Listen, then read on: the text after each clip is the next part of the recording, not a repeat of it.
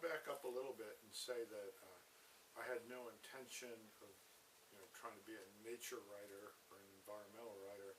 I got out of college and wanted to be like the greatest writer of all time by far. I wanted to be Hemingway or whatever, and I wrote a couple novels. And it was only after moving west to Colorado, I grew up in Worcester, Massachusetts, and just, scary town, and moved to Boulder, Colorado, which was kind of the opposite of Worcester. And I'd always tried to write fiction and imagine things, and when I turned back to nonfiction, I started getting published. And the first book I wrote was called A Wild Rank Place, and it comes from a Thoreau quote. It is a wild, rank place, and there is no flattery in it, which Thoreau wrote about Cape Cod. And I spent a winter on Cape Cod, and during that winter, my dad died of lung cancer, and I was about 30, and he was 56, not much older than I am now. And so really, to me, it was a memoir about his death, and he was a blunt kind of businessman, executive, textile machinery executive in Worcester, who ended up moving down to Charlotte, North Carolina, because that's where textiles went. And to me, it was about kind of this kind of no-nonsense attitude.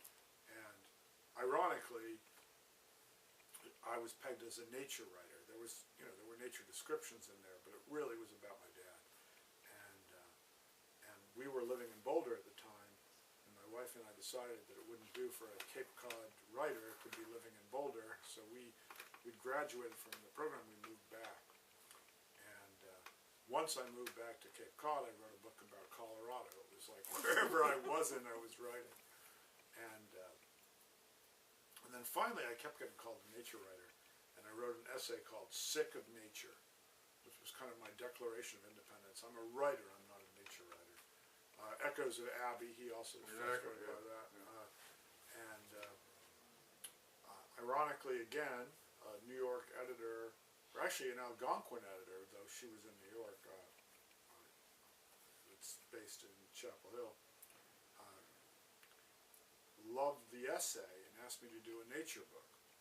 And I wrote a book called Return of the Osprey, which was about ospreys coming back from DDT and my own, I just had testicular cancer and radiation, and I was coming back from that, and about kind of just a return to health.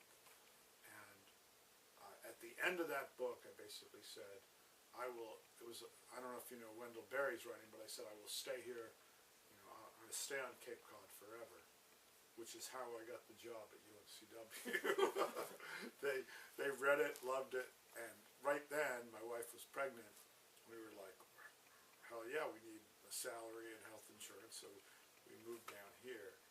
And the follow-up to that book, which was about following the first book, Return of the Osprey, was about watching the birds come back in March, following them through the kind of natural year when they laid the eggs, the young were born, and really how they committed to home, because the young would go off thousands of miles and they'd come back to the same home. And it was about commitment to place.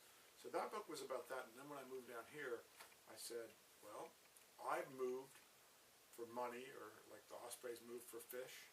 I'm going to follow the other half of the year. So I followed the birds from Massachusetts down the coast, illegally into Cuba, down to Venezuela for their wintering time, and I wrote a book called Soaring with Fidel, which was about the migratory part of the year.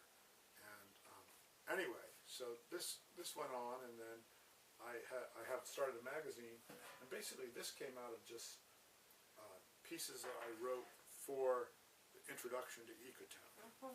And then which is this. Yeah, exactly. And in fact, this is a double edition because it's the evolution issue. So it's, I don't think you've seen this. I'm sorry, I should have handed it to you when you first got to town. So originally this was just going to be me spewing about environmentalism and how I felt like it was too stuffy and too precious and all that. And then I said to my editor, like this book was coming along, so I knew they would come out at about the same time. I said to my editor, well, there's no real plot to the book. It's just me ranting and raving. What if we brought this this together with the trip I took down the Charles River with Dan Driscoll, my friend, and he said, well, I don't know, I don't think that's a good idea. And then 6 months later he called me up and said, what if we put this together with the trip you took with Dan Driscoll, your friend? And once it was his idea, it was a good idea, so I said yes. So that's kind of how this book came about. And the book is basically me going down the river with Dan, the Charles River, so obviously it's not the Wild West and it's not way out there.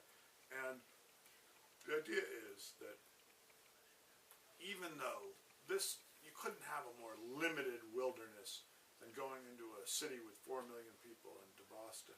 And we camped one night at Long Ditch in Dedham, which is a ditch, and it's near Boston. We set up our tent and then we paddle across the lake to the old Irish ale house and have vodka martinis and steaks there and paddle back. So it's a very limited, it's not really like backpacking in Alaska or whatever. And that's the whole idea, is that you can still have wildness in your life and you can still have wilderness in your life even when it's not epic, and that's still a possibility. And also the other idea is how important it is. Like with my daughter, I get her out, you were saying I get her out to Masonboro a lot, and that it's not, one of the things the book's about is language.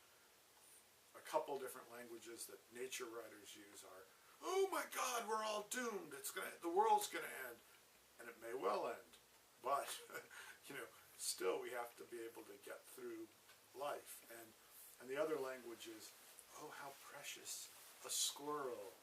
So it's really about language and using like energetic, blunt language and appreciating what is there.